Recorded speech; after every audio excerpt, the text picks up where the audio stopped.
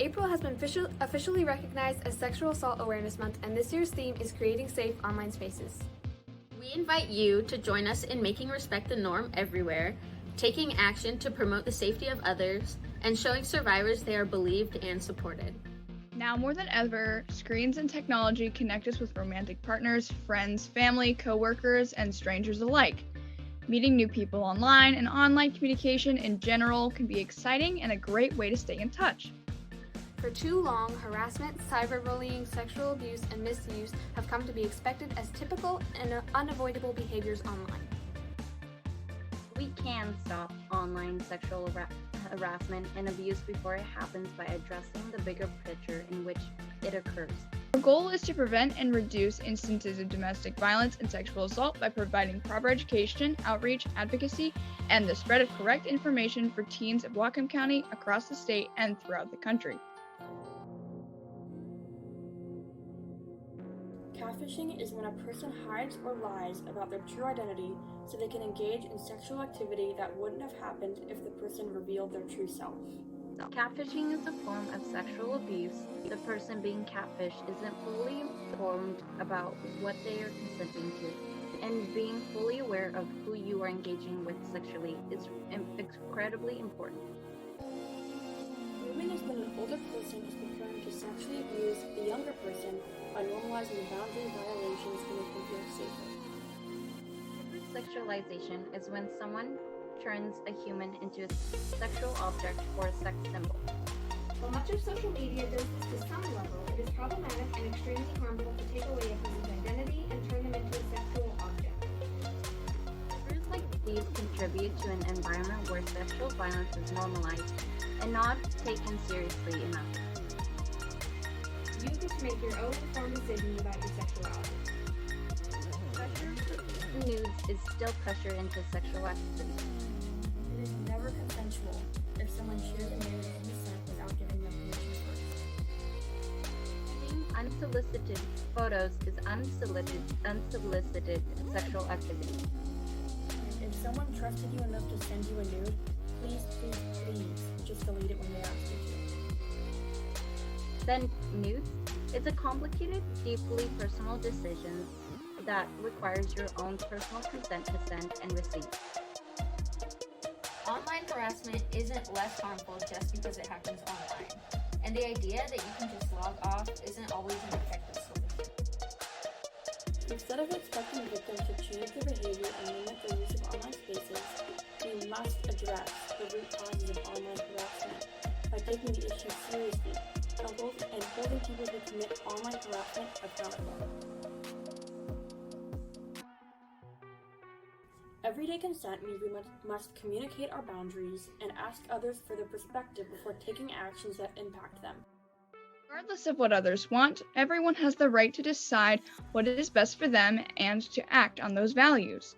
Prioritize yourself if you receive something that makes you uncomfortable, and try your best to speak up about it to make the sender aware. Do not share sexual content that is not your own. Only you can share your nudes. Nudes shared with you should not be sent to others, especially without original sender's full, informed, enthusiastic consent. Permission before sending explicit messages or texts. Respect the decisions of others once you ask. It is never okay to coerce or pressure someone to send photos or record sexual acts. If someone says no after you ask for digital consent, respect their choice and move on. No means no, even if you don't like their response. Remember, non-consensual sexual activity, online or over technology, is just as harmful as in-person consent violations. During the month of April, DBSAS and Teens Against Abuse will be sharing resources, information, and tools to help identify and respond to non-consensual sexual behaviors, as well as strategies to support survivors and create a culture where sexual assault does not occur. What is the SafeNet Project? The SafeNet Project is intended to raise awareness of the harms that are associated with non-consensual sexual activity that occurs online or over technology. The driving forces behind sexual violence can be hard to see, but they're often based on attitudes, norms, and social systems that can support the unequal treatment of certain groups over others. It takes a village to make a change, and now, more than ever, with growth in online communities, we need to help provide the resources. During the school day, this interactive visual art exhibit will be available either inside or outside the school on display. This interactive visual seeks to highlight those forces and help the participants understand their roles as individuals in interrupting problematic behavior.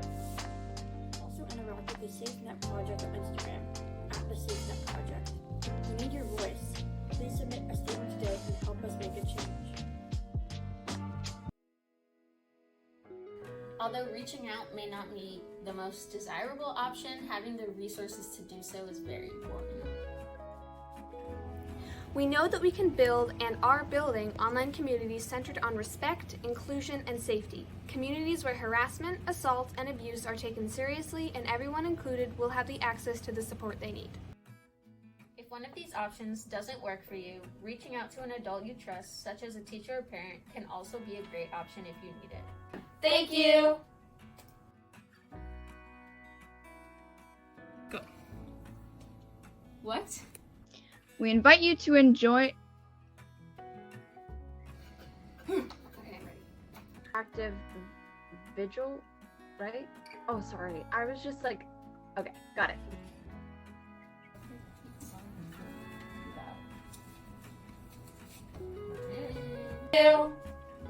That didn't actually record that.